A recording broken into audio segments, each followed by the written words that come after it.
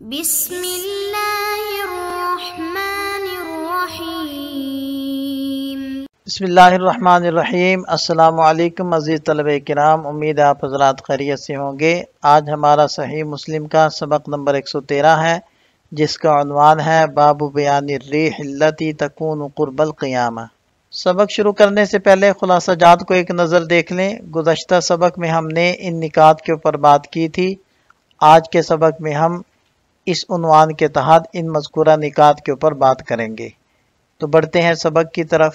وبه قال حدثنا احمد بن عبدة الضبي قال حدثنا عبد العزيز بن محمد وابو علقمة الفروي قال حدثنا صفوان بن سليم عن عبد الله بن سلمان عن أبيه عن أبي هريرة رضي الله عنه قال قال رسول الله صلى الله عليه وسلم إن الله عز وجل يبعث ريحا من اليمن ألين من الحرير فلا تدع أحدا في قلبه قال أبو علقمة مثقال حبة وقال عبد العزيز مثقال ذرة من ایمان الا قبضته۔ حضرت ابو ہریرہ رضی اللہ عنہ سے روایت ہے کہ نبی پاک صلی اللہ علیہ وسلم نے ارشاد فرمایا، یقیناً اللہ تعالی یمن کی جانب سے ایک ہوا بھیجیں گے جو ریشم سے زیادہ ملائم ہوگی، وہ کسی ایسے شخص کی روح قبض کیے بغیر نہیں چھوڑے گی جس کے دل میں دانے یا ذرہ کے برابر ایمان ہوگا۔ اس اسناد کے رجال 7 ہیں۔ احمد بن عبدہ الضبی، ابو عبداللہ البصری، ثقۃ، ضبی فتح کے ساتھ اور تشدید کے ساتھ، یا تو یہ ضبہ بن اد کی طرف نسبت ہے، یا ضبہ بن حارث کی طرف، یا ضبہ بن عمر کی طرف، یا پھر حجاز کے اندر ایک بستی کا نام ہے ضبہ، یہ اس کی طرف نسبت ہے۔ اور دوسرے راوی ہیں عبدالعزیز بن محمد بن عبید الدراوردی، صدوق۔ تیسرے ہیں ابو علقمہ الفروی، عبداللہ بن محمد بن عبداللہ، صدوق۔ چوتھے ہیں صفوان بن سلیم الزہری، ثقۃ مفتن عابد۔ اور پانچویں ہیں عبداللہ بن سلمان الاغر المدنی، صدوق۔ اور یہ ان کے اساتذہ کرام کا تذکرہ ہے اور یہ ان کے شاگردوں کا تذکرہ ہے۔ اور چھٹے ہیں ان کے والد گرامی سلمان مولے جوہینہ، اور 7ویں راوی ہے صحابی رسول حضرت ابو ہریرہ رضی اللہ عنہ۔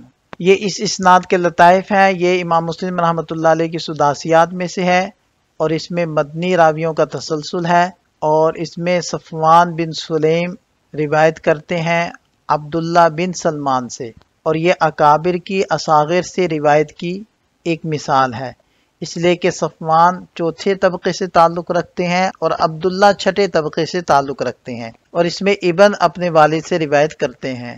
امام نووی رحمۃ اللہ علیہ فرماتے ہیں کہ اس حدیث میں آیا ہے کہ اللہ تعالیٰ یمن سے ایک ہوا بھیجیں گے، جبکہ مسلم شریف کی کتاب کے آخر میں دجال کی حدیث کے بعد ایک حدیث ذکر کی گئی ہے کہ جس کے اندر ہے کہ اللہ تعالیٰ شام سے ہوا بھیجیں گے۔ تو اس کا 2 طریقوں سے جواب دیا گیا ہے۔ یا تو یہ احتمال ہے کہ اللہ تعالیٰ 2 طرح کی ہوائیں چلائیں گے، ایک شام سے اور دوسری یمن سے، اور یہ بھی اس کا جواب ہو سکتا ہے کہ ہوا تو ایک ہی چلے گی اور اس کا مبدا اور ابتدا ایک بر اعظم ہوگا، پھر وہ چلتی چلتی دوسرے بر اعظم تک پہنچ جائے گی۔ امام قرطبی رحمہ اللہ فرماتے ہیں کہ یہ ہوا حضرت عیسیٰ علیہ السلام کے نزول کے بعد اور دجال کے قتل کے بعد بھیجی جائے گی، جیسے کہ حضرت عبداللہ بن عمر رضی اللہ عنہما کی روایت کے اندر موجود ہے، اور یہ روایت کتاب الفتن میں ہے۔ بس یہ فرق ہے کہ یہاں تو فرمایا کہ یمن کی طرف سے ہوا بھیجی جائے گی، جبکہ حضرت عبداللہ رضی اللہ عنہ کی روایت میں ہے کہ وہ ہوا شام سے بھیجی جائے گی۔ آگے اس ہوا کی صفت کو بیان کیا گیا کہ وہ الین من الحریر، کہ وہ ریشم سے زیادہ ملائم ہوگی، یعنی مومنین کے لیے ریشم سے زیادہ ملائم ہوگی، اور اس میں اشارہ ہے کہ اللہ تعالیٰ مومنین پر شفقت فرمائیں گے اور ان کا اکرام فرمائیں گے۔ ابئی کہتے ہیں کہ امام نووی رحمہ اللہ نے یہ جو بات فرمائی ہے کہ وہ ہوا صرف مومنین کے اوپر ملائم ہوگی، تو یہ سیاق کلام سے انہوں نے یہ مطلب نکالا ہے، ورنہ اس ہوا کا نرم ہونا یہ ایمان والوں کی تکریم کی دلیل نہیں ہے، اسی طرح کسی سختی کا ہونا یہ بدبخت ہونے کی دلیل نہیں ہے۔ کتنے ہی لوگ ایسے ہوں گے کہ جن کے اوپر دنیا میں مشقت ہوگی لیکن وہ حقیقت میں نیک بخت ہوں گے، اور کتنے ہی بدبختوں کے اوپر نرمی کی جائے گی۔ زید بن اسلم اپنے والد سے روایت کرتے ہیں کہ جب مومن کے درجے باقی رہ جاتے ہیں اور وہ اپنے اعمال کے ذریعے ان تک نہیں پہنچتا تو اللہ تعالیٰ موت کی سختی اس پر بڑھا دیتا ہے تاکہ اللہ کے فضل سے وہ اپنی آخرت کی بلند منزل کو پالے۔ اور اگر کسی کافر نے دنیا میں کوئی نیکی کی ہو جس کا بدلہ اسے دنیا میں نہ ملا ہو تو اللہ تعالیٰ موت کو اس پر آسان فرما دیتا ہے تاکہ اس کی نیکی کا پورا بدلہ اسے دنیا میں دے دیا جائے اور پھر وہ جہنم میں جائے۔ حضرت عائشہ رضی اللہ عنہ فرماتی ہیں کہ میں اس بات کی وجہ سے کسی پر رشک نہیں کرتی کہ اس پر موت آسان ہوئی، کیونکہ نبی پاک صلی اللہ علیہ وسلم کی وفات کی شدت میں نے دیکھی ہے۔ آپ پانی کے برتن میں ہاتھ ڈالتے اور اپنے چہرے پر پھیر لیتے اور فرماتے اے اللہ میرے لیے موت کو آسان فرما۔ اس وقت حضرت فاطمہ رضی اللہ عنہ نے کہا ہائے ابا جان کی یہ سختی، تو نبی پاک صلی اللہ علیہ وسلم نے فرمایا اے بیٹی آج کے بعد تیرے والد پر کوئی سختی نہ ہوگی۔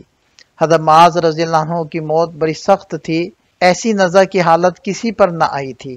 جب کبھی ہوش میں آتے تو کہتے اے میرے رب اور زیادہ سختی دے تیری عزت کی قسم، تاکہ تو جان لے کہ میرا دل تجھ سے محبت کرتا ہے۔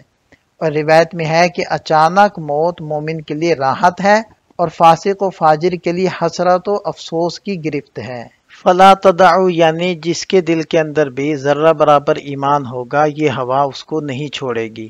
مثقال و حبہ سے مراد وہ دانہ ہے جو گندم یا دیگر غلوں میں ہوتا ہے، اور حبہ کی جمع آتی ہے حبات، حبوب اور حباب۔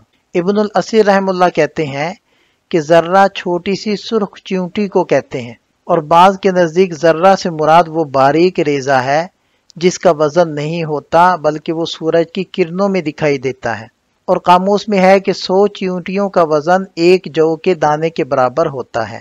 مطلب اس کا یہ ہے کہ دل میں اگر معمولی سی بھی خیر یا ایمان ہو تو اللہ کی رحمت اسے نظر انداز نہیں کرتی۔ اور جیسے کہ حضرت عبداللہ ابن عمرو رضی اللہ عنہما کی روایت میں آیا ہے کہ ایک وقت آئے گا جب اللہ تعالیٰ شام کی طرف سے ایک ٹھنڈی ہوا بھیجے گا جو ہر اس شخص کی روح قبض کر لے گی جس کے دل میں ذرہ برابر بھی ایمان یا خیر ہوگا، چاہے وہ کسی پہاڑ کی کھو میں بھی چھپا ہو، اور وہ ہوا اس تک پہنچ کر اس کی روح نکال لے گی۔ اس کے بعد صرف بدترین لوگ باقی رہ جائیں گے جن کی حالت پرندوں کی سی ہلکی پھلکی ہوگی، یعنی غیر سنجیدہ اور غیر مستحکم ہوں گے، جبکہ درندوں کی طرح سخت وحشی ہوں گے۔ اس حدیث کو روایت کرنے میں امام مسلم رحمۃ اللہ علیہ متفرد ہیں، اور دیگر ائمہ حدیث نے بھی اپنی اپنی کتابوں کے اندر اس حدیث کو روایت کیا ہے۔ یہاں اس حدیث کے فوائد کا بیان ہے۔ پہلا فائدہ تو اس حدیث سے یہ حاصل ہوتا ہے کہ قرب قیامت میں ایک ایسی ہوا آئے گی جو ہر اس شخص کی روح کو قبض کر لے گی جس کے دل میں تھوڑا سا بھی ایمان ہوگا۔ اور اس حدیث پاک میں اللہ تعالیٰ کے فضل کا بیان ہے اور ایمان والوں کے لیے اس کی رحمت کا بیان ہے کہ قیامت کے قائم ہونے سے پہلے ہی اللہ تعالیٰ ایمان والوں کی روحوں کو قبض کر لیں گے، ایسی ہوا کے ذریعے سے جو ریشم سے زیادہ نرم و ملائم ہوگی، اور ایمان والوں پر قیامت قائم نہیں ہوگی۔ اور اس حدیث پاک سے یہ بھی پتہ چلتا ہے کہ نیک لوگوں کی موت قیامت کی نشانیوں میں سے ایک نشانی ہے، اور یہ بھی پتہ چلتا ہے کہ قیامت لوگوں میں سے جو شریر ترین لوگ ہوں گے ان کے اوپر قائم ہوگی۔ اسی طرح اس حدیث پاک میں قیامت کی نشانیوں میں سے ایک نشانی کا بیان بھی ہے، اور اس میں نبوت کی علامات میں سے ایک علامت بھی ہے، اور نبی پاک صلی اللہ علیہ وسلم کے معجزات میں سے ایک معجزے کا بیان ہے کہ آپ علیہ السلام نے آخری زمانے میں پیش آنے والے حالات کی خبر دی ہے۔ یہ اس حدیث پاک سے حاصل ہونے والے فوائد کا خلاصہ ہے۔ یہاں ہمارا سبق مکمل ہو جاتا ہے۔ ایک نظر خلاصے کو دیکھ لیں۔ یہ سبق سے متعلق چند سوالات ہیں، ان کے جواب تحریر کریں۔ ملتے ہیں نئے سبق کے ساتھ۔ اللہ تعالیٰ ہم سب کا حامی و ناصر ہو۔ دعا میں یاد رکھیے گا۔ السلام علیکم۔